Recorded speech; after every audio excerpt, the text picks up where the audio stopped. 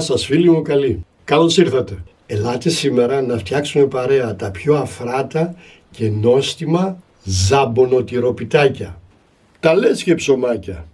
Είναι μια εύκολη και εξίσου νόστιμη συνταγή. Σε ένα μπολ θα ρίξω 250 γραμμάρια γάλα χλιαρό. Θα προσθέσω 2 αυγά μέτρια, 2 κουταλιές της σούπας ζάχαρη, ένα φακελάκι ξερή μαγιά ίσον 7 γραμμάρια. Θα τα ανακατέψω ελαφρά με ένα σύρμα. Θα προσθέσω 500 γραμμάρια αλεύρι για όλες τις χρήσεις, κοσκινισμένο, και 2 κουταλάκια του γλυκού ψηλό αλάτι. Τα ανακατεύω με μία σπάτουλα.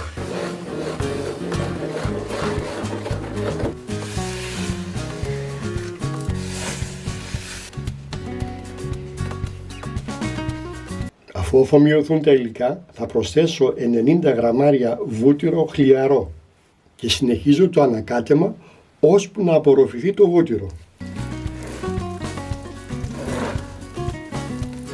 Αφού η ζύμη έχει απορροφήσει το βούτυρο, δεν χρειάζεται τίποτα άλλο, είναι έτοιμη. Θα τη σκεπάσω και θα την αφήσω σε ζεστό σημείο για 1 έως 1,5 ώρα να φουσκώσει. Στο μεταξύ ετοιμάζουμε τη γέμιση. Θα κόψω σε μικρούς κύβους 200 γραμμάρια ζαμπόν. Το ζαμπόν μου είναι σε φέτες.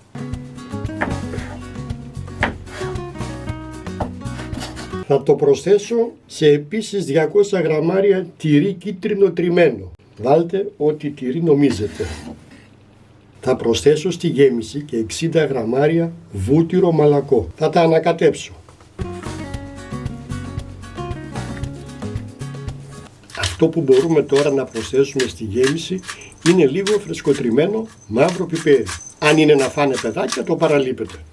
Αφήνουμε στην άκρη. Θα βουτυρώσουμε το καψί μας. Εδώ είναι η ζύμη. Μετά από αναμονή 1,5 ώρας σε θερμοκρασία 30 βαθμών. Θα την ξεφουσκώσουμε.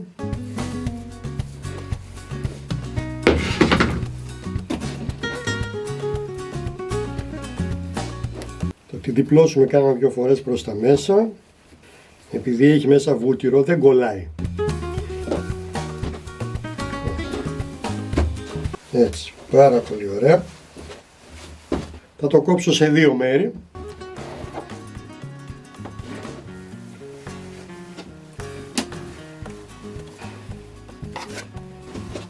Και αυτό τώρα θα το ανοίξω σε χοντρό φύλλο. Δεν παίζει ρόλο τι σχήμα θα το κάνετε, γιατί θα κοπούν.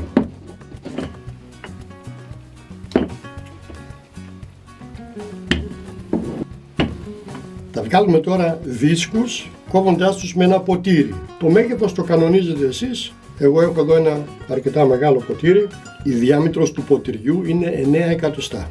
Και θα αρχίζω να τα χαράζω. Με ένα κουτάλι θα τοποθετούμε στο δίσκο λίγη από τη γέμιση. Εσείς φίλοι μου, όσο παίζει αυτό το βίντεο, πατήστε ένα like, είναι πάρα πολύ σημαντικό.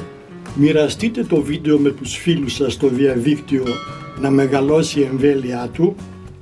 Θα τα παίρνουμε τώρα ένα-ένα και θα αρχίζουμε τραβώντας την άκρη να την κολλάμε σιγά σιγά. Έτσι. Τα κλείνουμε σε πουγγάκια εγκλωβίζοντας μέσα τη γέμιση. Κάντε εγγραφή στο κανάλι μου, αν δεν το έχετε κάνει ως τώρα, είναι εντελώς δωρεάν. Και όταν βρείτε λίγο χρόνο, γράψτε και κανένα σχόλιο. Θα δίνουμε σχήμα μπαλάκι και θα τοποθετούμε με τη ραφή προς τα κάτω μέσα στο καψί. Αν αναρωτιέστε γιατί έβαλα το βούτυρο στη γέμιση, είναι πολύ απλό. Λογικά θα έπρεπε να περάσουμε βούτυρο το φύλλο που άνοιξα. Για να συντομεύσω τη διαδικασία, έβαλα το βούτυρο στη γέμιση. Την ίδια δουλειά κάνει. Και να τοποθετούμε το ένα δίπλα στο άλλο, αφήνοντας ένα δάχτυλο κενό γιατί θα φουσκώσουν. Αυτό το ζυμάρι που έχει περισσέψει γύρω τριγύρω θα το μαζέψουμε και θα το ξαναπλάσουμε. Και έτσι δεν πάει τίποτα χαμένο.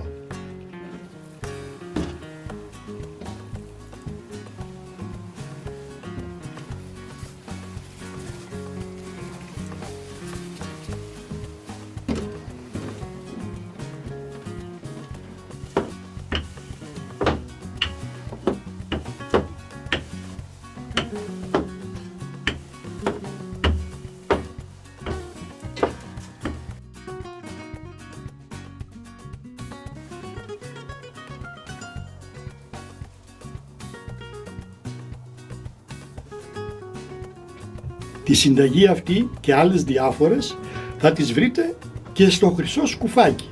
Σχετικό link σας αφήνω από κάτω.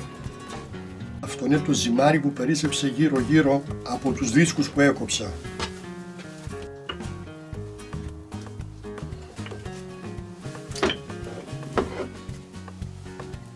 Εγώ στο μεταξύ έχω αλλάξει ταψί, γιατί το πρώτο που πήρα μου έπεσε λίγο μικρό.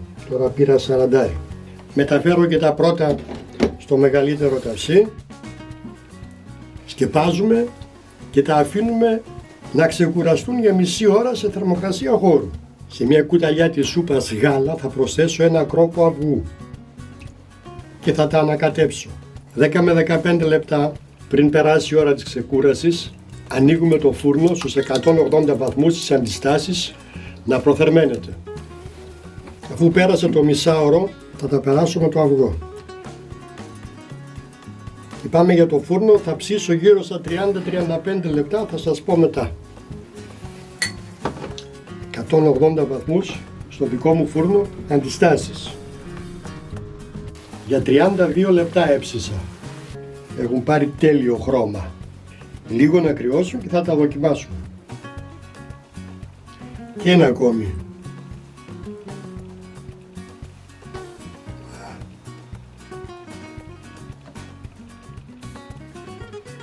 Ψημένα και από κάτω, όπως και από πάνω.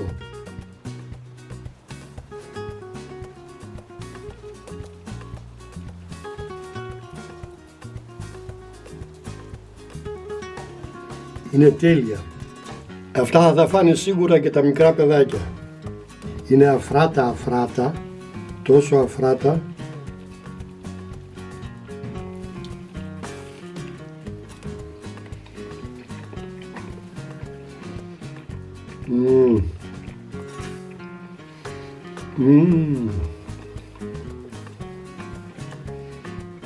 Να είστε σίγουροι ότι θα γίνουν ανάρπαστα.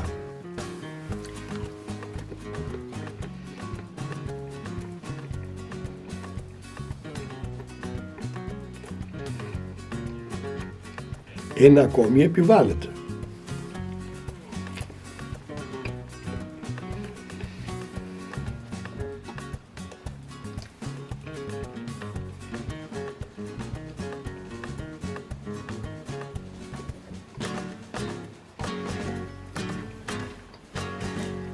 Τα λέμε πάλι στο επόμενο βίντεο. Ως τότε, γεια σας.